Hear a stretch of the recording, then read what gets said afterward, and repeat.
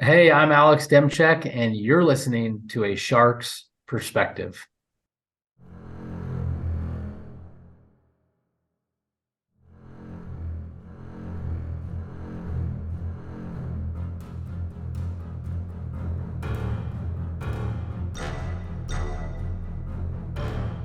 Welcome back and thank you for joining A Shark's Perspective. I'm Kenneth Kinney, but friends call me Shark. I am a keynote speaker, a strategist, a shark diver, host of this show, and your chief shark officer. What matters most in life and work, especially when trying to sell? Is it selling at any cost or maintaining your integrity and exhibiting the trust and character that you, your customers, and others expect? Is a pursuit of financial success more important than your family? Then what is the number one strategy to build trust and create success? Alex Demczak is a speaker, the CEO and co-founder of Streamline Books, a former SEC quarterback, and the Wall Street Journal bestselling co-author of The Sale, the number one strategy to build trust and create success. And on this episode, we will discuss quarterbacks in the SEC, throwing the yellow flag for a year, writing a fable with John Gordon, working in sales, integrity and building trust and character, what leadership requires in a title, writing books, Bengal or Sumatran tigers, tough products to sell, throwing the roles Dave Ramsey, Arnold Schwarzenegger, Dabo Sweeney, and a lot more. So let's tune into a Missouri Tiger with a tiger of a shark on this episode of A Shark's Perspective. Alex, welcome to A Shark's Perspective. If you would tell us a little bit about your background and your career to date. Shark, thanks for having me. It's an honor, and I've heard many good things about your show. So it's great to we just met in person, and it's great to be on your show. But yeah, my name's Alex Demczak, and I live in Columbia, Missouri, and that's where I played college football, the home of the Tigers. For any of your Mizzou fans that are listening out there, I don't know if you have any of those, but The zoo doesn't have any fans. You kidding? now that we're in the SEC, we're I will say we are recruiting very well right now. I think we just signed the number 3 kid in the nation. So, Shark, you better be watching out those Missouri Tigers this year. So it could be an exciting year. But I came from corporate America where I did sales for 5 years, and as I was in my sales job after I finished playing college football, I enjoyed my job. It was lucrative. It was a fun job.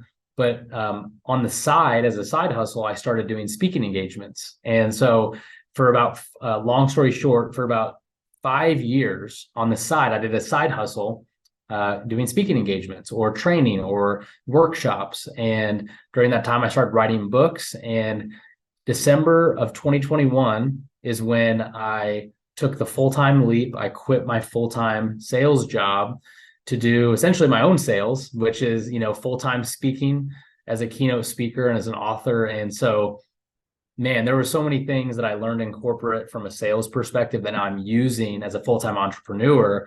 And so I'm really excited to talk about some of those things today because there's such a parallel. But man, I just think the whole message of selling what you believe in, finding something that you feel called to, and then just pursuing it. I'm just really passionate about that message because I think there are a lot of people who are in jobs who maybe are just going through the motions, or they think, okay, someday I'll do this. But life is short, and I just love talking with people about what does it look like to really pursue what you feel called to do. You played in the SEC. Let's go back to that. So you played for the Tigers. You were a quarterback. What was that experience like? Because I don't mean this a bad way, but you were not a starter, correct? Yeah, not a starter. Yeah, absolutely. I was part of the team. I had an incredible experience, and I'm still, I was at practice the other day, huge supporter of the program. And so just a quick story on what happened at Mizzou. So life was good my freshman and sophomore year. We were transitioning from the Big 12 to the SEC. I really had no complaints in life. And going into my junior season, I walk into one of the meeting rooms, and the coach, one of the assistant coaches, looks right at me and he says, "Alex, we have over scholarshiped at quarterback. We are bringing in someone to take your spot." And it was like my world, my mind is racing. I'm like, wait a minute, what does this mean? And he said, "Alex, you have 2 options. Option number 1 is you're cut from the team. Like, thank you, but no thank you, you're done. Option number 2 is you can stay on as this assistant volunteer coach, no pay." And he's like, "By the way, you need to decide right now what you want to do." And so as you can imagine, as a, rising junior in college, I'm thinking like, I've given my life to this thing. All my best friends are on the team. And so in that moment, I said, I guess I didn't know what to say. So I was like, I guess I'll stay on as a coach. And I remember walking out of that room, and I remember walking past the person who took my spot. And I remember parking my truck and just honestly letting loose, just crying, feeling humiliated. Like here I had all these, kid from a small town with all these dreams, and here's how the story ends for me. And I show up to my first practice thinking I'm going to have, I'm like, you know what? I'll be positive, like John Gordon, the energy bus, you got to be positive. I'll make this coaching thing, I'll give it a go. And I show up the first day thinking I'm going to have this awesome coaching role. Well, I walk into the facility, and one of these assistant coaches, he walks up and he says, well, hey, let me show you what your job's going to be. And he hands me this yellow practice flag that like a referee would throw. And essentially he says, when someone jumps off sides in practice, we need you to take this flag and throw it on the ground. And it was as boring as it sounds, right? Like I would literally, before practice, I'm printing off copies for the coaches. I'm doing all these things, all these small things. And for my entire junior season, that was my reality. I was in street clothes while all my buddies were living out their dreams. I'm throwing this darn flag. And that was a trial for me that year. And I told the coaches, I said, I'm willing to do whatever it takes to get back on the team my senior year. And I remember, I'm in street clothes. I'm running with the quarterbacks, running sprints after practice. I'm trying to do anything I can to be part of it. And full circle, I got back on the team my senior year. We went to the Citrus Bowl. We beat Minnesota. It was an awesome experience. But why I share that story with your listeners is when I look back at all of my years as a player, but then the one year that I was throwing the darn flag, I made a way bigger impact that year than all of my other years as an athlete. And my message now to companies and to teams that I speak to is that leadership requires no title. And I think that message is so important for all of us, in that it doesn't matter who you are at work, where you're at in the depth chart, how you stack up, but what matters is you showing up with excellence each day. And so I don't do it perfectly. I didn't back then, but that's kind of my message. And, I spoke to a school yesterday, speaking to another organization tomorrow in Iowa. And it's so fun for me to be able to share that story, when at the beginning I was embarrassed. Like I was kind of humiliated to be like, yeah, I got cut from the team. But what I realized, Shark, is that in sharing that story, you just resonate with other people who also have stories themselves. And there's this humility that comes with it, that you just meet people that are moved by maybe your trial or your shortcoming. So that's a little bit about me and my message, man. And just what I love sharing with people. Yeah, that's way too noble though, because I would have taken the flag, put it on one of John Gordon's books and thrown it at the guy that took your spot. I would have thrown it as hard as I could. But yeah, let's talk then about The Sale, this book that you co-wrote with John Gordon, which will lean a lot into sales today. How did you get on his radar? What was the process like of co-authoring a book with someone who's written a ton of bestsellers? Yeah. So my senior season, when I got back on the team, John Gordon came to Mizzou, spoke to the athletic department. So that's where we connected. And I just straight up told him, I said, look, when I grow up, I want to do what you're doing.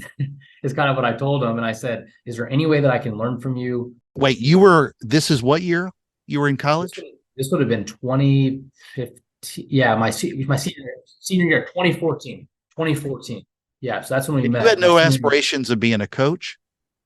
I thought about being a coach in college. I thought about coaching, and then I did end up coaching for 1 year out of college as an offensive coordinator in high school. So I did go that route 1 year, but I took a public speaking class my senior year at Mizzou, and so that kind of intrigued me. But when I read The Energy Bus, John's book, and heard him speak in person, I said, that right there is what I want to do. And so John's response is pretty much like, I like your drive. I like you initiating this conversation. Are you willing to work for free?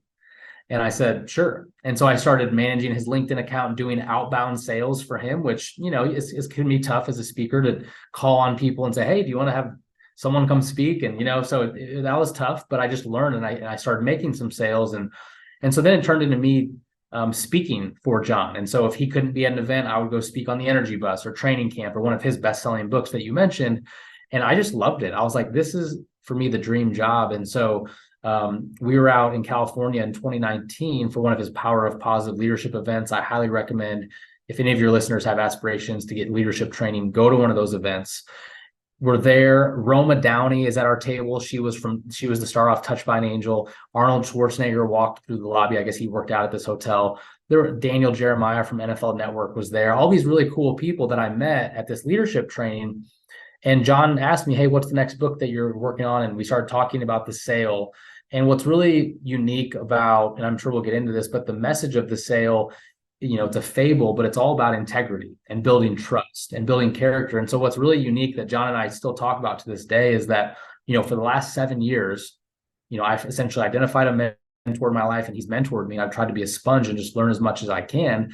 But then we wrote a book together on building trust and integrity, but we've kind of seen that in each other, right? Like, I didn't just come to him one day randomly and say, hey, I want to write a book with you. Or, hey, it's like, it was battle tested. Like, for the last 7 years, we've seen it in each other. I've seen how he's ran his business and led his teams with integrity. He's hopefully seen the same in me, that when we came together to write this book, it was like, this is so cool because it's both of our perspectives, both of our stories in this one story, which is The Sale. So the book, The Sale, the number one strategy to build trust and create success. I'm not going to try to oversimplify the story of the book here, and tell me where I'm wrong, but basically a salesperson who's got the normal struggles at home and life and everything else in a family business, Turbo Technologies, if I remember correctly, is in an ethical dilemma where he is trying to make a sale that will give him a huge commission, but at the cost of his own integrity and that of his company and what his grandpa had founded, and how he struggled with that. So did any of that come from, not that you ran into a $7 million commission, which was part of the story, but had you run through those kinds of situations where someone was trying to push you to not use your integrity to be fair to customers and the companies you represented? Yeah, that's a great Spark Notes version of the book that you just gave. So thank you for that. That was awesome. But yeah, the main character, his name is Matt. And in the book, we tried to make it so that everyone that reads the book can in some way relate to Matt. And so I think for me in my life, I want to know how much you related to Matt, though, too. Yeah, that's where I'm going with this, because I really did. And I feel like in some ways, Matt, there's definitely a lot of me in that, in the sense that when I was in sales, I recognized in myself that I would get a sales commission. And then I would say, okay, instead of being thankful for that commission, I'm thinking, how can I double it next month? How can I, right? And it was this constant thing where I never could be content. And a quote that I try to live by is comparison is the thief of joy. Comparison is the thief of joy. And so what I recognized in myself is that I had really unhealthy habits. I'm up until answering emails at crazy hours of the night. I don't have these healthy habits. I'm stressed. I'm kind of dealing with anxious stuff because I'm doing so many things at once. I'm trying to juggle all these balls. And what I had to realize is that I had to niche down to what I felt called to do. And so absolutely, there was parts of Matt's character that I definitely resonated with, in that, the chasing money or putting work before family, or I think there's, the whole climax of the book, like you mentioned, is, Matt, has the chance to make this $7 million commission, which, Shark, I don't know about you, but for me, that's a lot of money. Maybe for you, it's not more than my normal commission, but just a hair, but yeah, just a smidge. Yeah.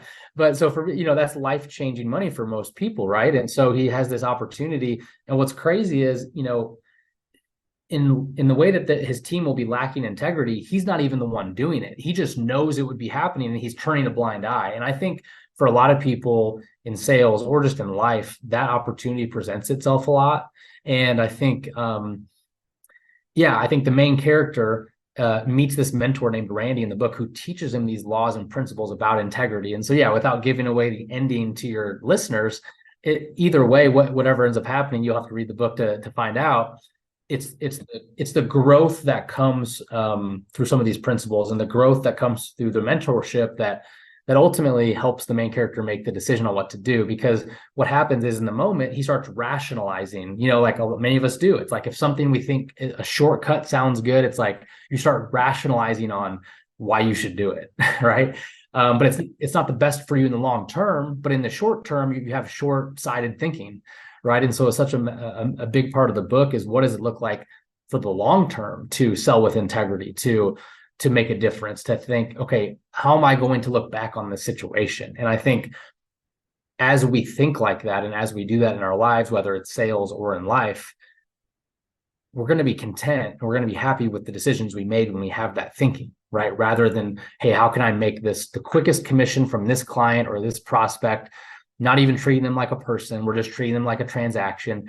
They can feel that, right? They know it, they can sense it. And so I just think there's this integrity-based selling that is just, when you experience that, like when I think about people who have kind of sold me on a product or service that I need or want, it feels nice to invest in that when they do a good job. And so I think that's the part of the message too, is you're not just a sales rep, you're a people rep. You're someone who is helping people solve a problem, and you're helping give them a tailored solution to that problem.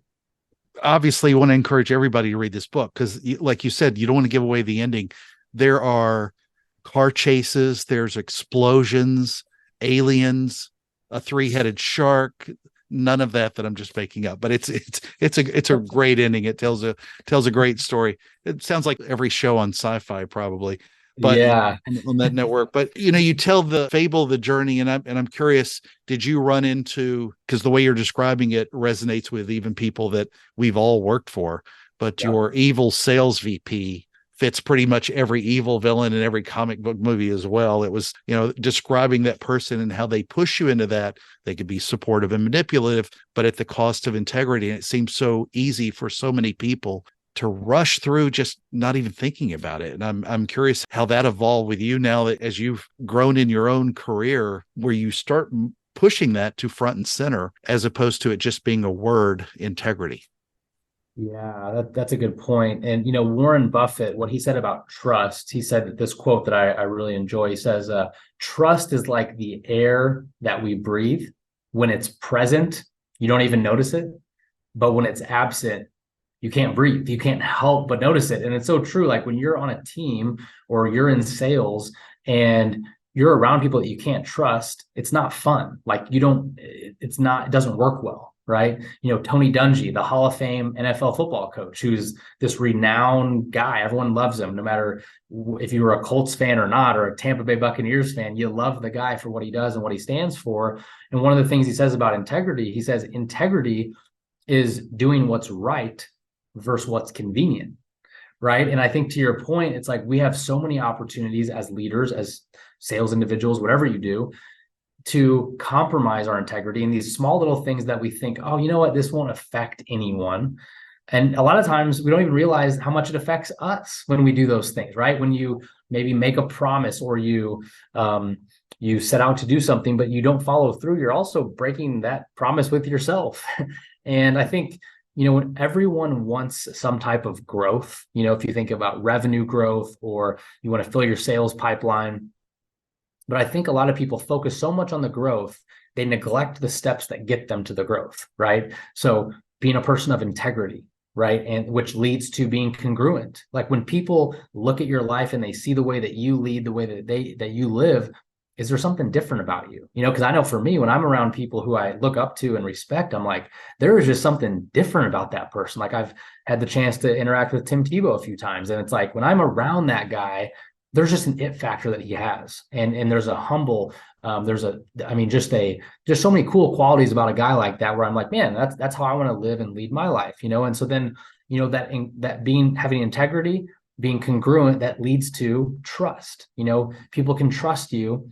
And when people can trust you, they want to do business with you. They want to be friends with you. And that ultimately leads to growth, which could be revenue, profit. It could be relational growth, spiritual growth, all these things that start with first being a person with integrity, and that flows to so many other things in life.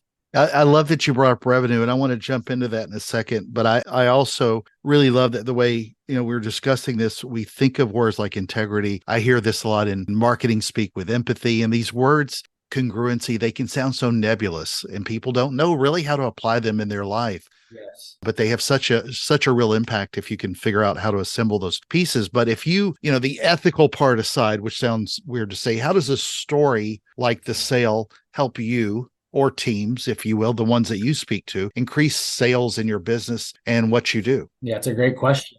There's so many people I know who they're not thinking about ethics and integrity. They are only thinking about making the numbers for this month. If you Exactly. try to go back and explain to your sales manager, it was just hard for me to be, I couldn't show him enough trust. So I didn't feel like it was right to make that sale. That's such a hard thing for people to understand and even comprehend when it's more complex than that. But Yeah, no, that's such a good word. And I think you're so right, because it's almost like this, the way I think of what you just said is um a slow down to hurry up, right? In the sense that um how often as a salesperson do you take time to think about, what do I actually stand for? What am I selling a product that I actually believe in? Because if those things are not true, right, and you are not, or you are misinterpreting or misrepresenting what you're selling to someone, right, that will affect you. And not only will it affect you or the person you're selling it to, but you're not going to sell it as well. When like I think about it like this: when I became a full-time entrepreneur, and now what I sell is myself and my speaking and the impact it can have, and the books that I write. If I do not believe in what I'm doing, I will not have success, because I believe that, no one can probably sell me better than I can sell myself. Right. And that's just the mentality I have. So I think as a sales rep who's working for a company or your own business, doesn't matter. When you make the decision and full and well, I believe in not just the product, but the value it provides. Well, then that changes everything, because if you believe it, then all of a sudden, now you're just helping people fit that need, right? And you're providing the value. I think about there's this famous TED talk. I think it's Jia Jiang. He talks about he has a company called Rejection. I believe it's Rejection Therapy, and he did this test where 100 days where he just wanted to get rejected. Have you seen that?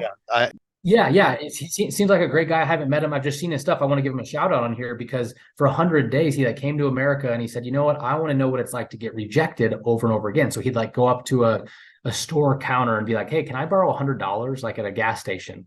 And they're like, no. And he's like, okay. And he walked away, but he kept learning these tactics about rejection. And he learned that you can truly remove the emotion of rejection, right? And so as you said that, I thought about when you know what you stand for and you know what you believe in, the value that you or your team are providing, it's really easy to sell. Selling becomes easier, but you're also going to be way more effective, right? Because you're now, when I think about like the high net worth people that I interact with, people who have built amazing businesses and companies, and I just try to learn as much as I can from those people, what I realize is they are very good at spotting value.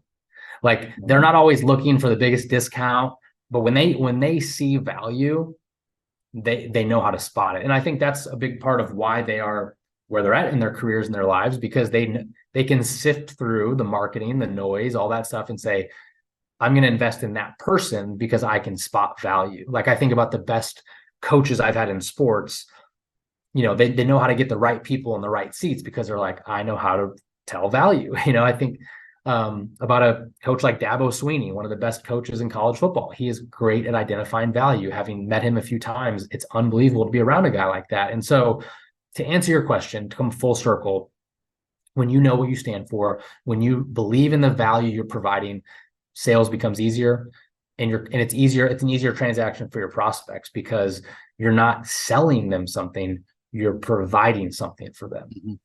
It's been a while. I remember when it was, but it was it's like JIAJIANG. Yeah. It's a really interesting 100 days. So tell me about Streamline Books. Yeah. So Shark, as you know this, as a speaker, you go out, you meet some amazing people. And almost every event I would go to, someone, they would get my book and they would say, hey, I have a story I'm working on too, or I have a book. And I didn't really have a resource to point people to. And so 2 years ago, when I quit my full-time job, I co-founded Streamline Books with my co-founder, Will Severns. And it's just unbelievable, man. In 2 years' time, just the team we've been able to bring around us, it's just super humbling. But essentially, we have a 20-week proven process where we help people write, edit, and publish their book, whether that's someone comes to us with a book that's partially done, or they say, hey, They need help with ghostwriting, where we do interviews with them, and we have a writing team that writes the book for them and collaborates with them. So we have about 45 writers and editors. If someone's listening is like, oh, I want to write a book someday, essentially in that 20-week process, you get a writer, an editor, and a project manager. So you get these 3 people on your team that guide you through that 20 weeks. Obviously, we do design. It's a turnkey publishing process in the sense that we do it all for you. And then at the end of that 20 weeks, the book is published, and you're able to go out and monetize it, use it for your business, use it for sales, whatever. And so, man, we're just super humbled to get to do what we do. We get to help people share stories, move stories forward. We just published a book from an individual last week, an awesome guy. He spent 15 years in prison, and now he wants to share his story. And he has a business, and he's super successful now. But he talks about the redemption story of, what he's been through. We just did a sales rep who has this amazing recruiting company. Well, now he's using this book to gain clients. And so for him, his book is the business card. So I encourage any of your listeners, whether it's through Streamline Books or just through someone else, write your book, write your message, because number one, it's a way to make an impact on people's lives. But number two, it's a credibility piece for your business and your expertise and your wisdom. Like, think about how short life is. Whether it's your kids or grandkids, like when you write a book, they're always going to have that, they're always going to have something from you that you've put out there in the world, and it's not going to ever go away. And so, man, that's what we get to do. And we're super just humbled, and because really we're helping people share their message and share their story with the world. Alex, I ask everyone who appears on this show a shark's perspective with a guy nicknamed Shark. What is your favorite kind of shark and why? Shark, that's a great question. I would say the hammerhead, because number one, that's just a cool name.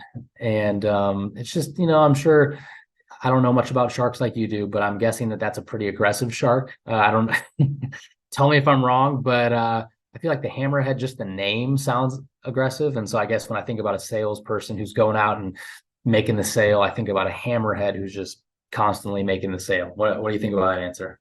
I think that's great. Hammerheads are one of my favorite by far. It's the most unique of all of them. It's the Quasimodo. But Alex, it's that special time of the show. Are you ready for the 5 most interesting and important questions you're going to be asked today, other than a silly shark question? I'm ready. Let's do it. All right, here we go. You played for the Missouri Tigers. The mascot, and this one is a good trivia stumper, is the Mizzou Tiger. Is it a Bengal tiger or a Sumatran tiger? Holy smoke. So we're talking about Truman the Tiger, right? Uh-huh. All right, Truman the Tiger. Give me the options one more time. Bengal or Sumatran? I feel like my mind wants to say Bengal, but I feel like you put that one first, so I would pick it. So I'm going to go with the second option. Okay, it's Bengal. It was not Sumatran. Man. Yeah, it was one of those silly ones. I had no idea. Like, if you were to ask me, my own school, my own alma mater is a Tiger, and I'm 72% sure it's a Bengal, and now I got to go look it up afterwards. So that probably wasn't fair. All right, number 2. We're talking about sales, tough products to sell. Would you rather sell life insurance or vacuum cleaners? Man, I think I would rather sell vacuum cleaners. And here's the reason why. Well, I know insurance guys, they make a lot of money, but I don't know. I used to read a lot of Dave Ramsey. I listened to his Entree Leadership podcast, and he always talks about don't ever do whole life health insurance. So I don't know. I just feel like there's probably some stigmas where people put their guard up on that thing. So I feel like if I can go into a house and show them the quality of a vacuum cleaner and be like, hey, this is going to change your life, I'll take my chances there. Did you ever meet Dave? Because it was nice to have him. Yeah. He wrote a testimonial on the book, and yeah, I did. Little people nobody's heard of. So yeah, I met Dave at his facility last year. Amazing company. Yeah, amazing guy. So did you cut your credit cards afterwards? I unfortunately didn't. I didn't tell him about that I had a credit card in my wallet. So hopefully he doesn't judge me on that one. But all right. Well, this number 3 is a Missouri reference. Oh, something that I read about that you referenced. So let's say you go to Lambert's, famous for throwing the rolls.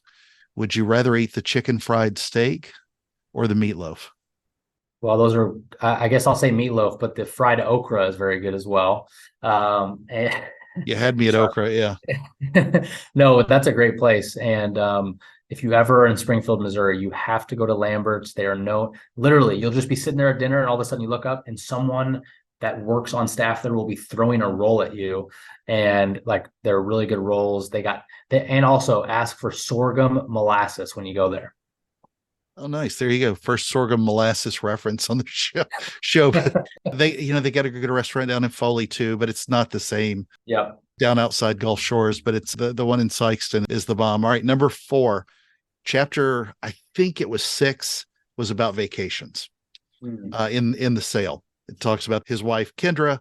So you can tell I read this thing. Kendra tells him he's got to go take a vacation, spend time with the family, stop worrying about work and everything else. You've got kids, and if you were taking a vacation today with a family, would you rather take them to Disney World or Six Flags? Wow, that's a great question. Eventually we want to do both, but we live an hour and a half away from Six Flags. So with a 3-month-old boy and a 2.5-year-old girl, I mean, from a practicality standpoint, I would say Six Flags because we're so close.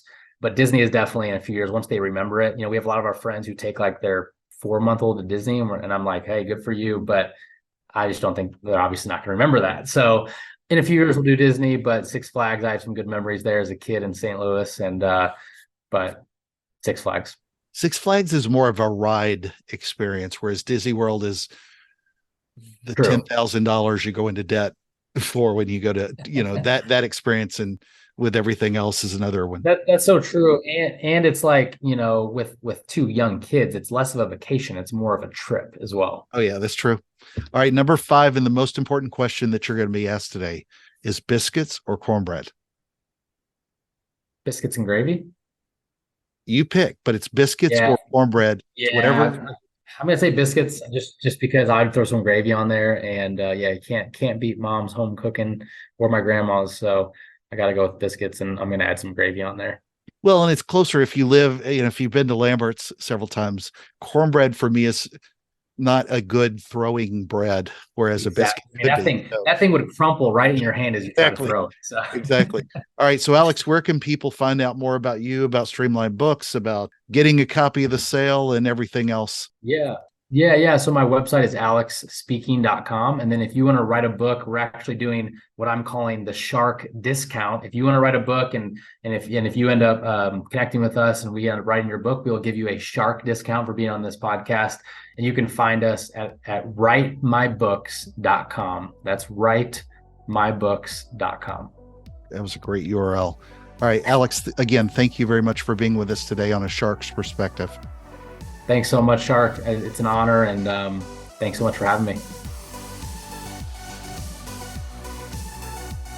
So there was my conversation with Alex Demczak, a speaker, the CEO and co-founder of Streamline Books, a former SEC quarterback, and the Wall Street Journal bestselling co-author of The Sale, the #1 strategy to build trust and create success. Let's take a look at 3 key takeaways from my conversation with him. First, what a great line to remember in reference to leaders.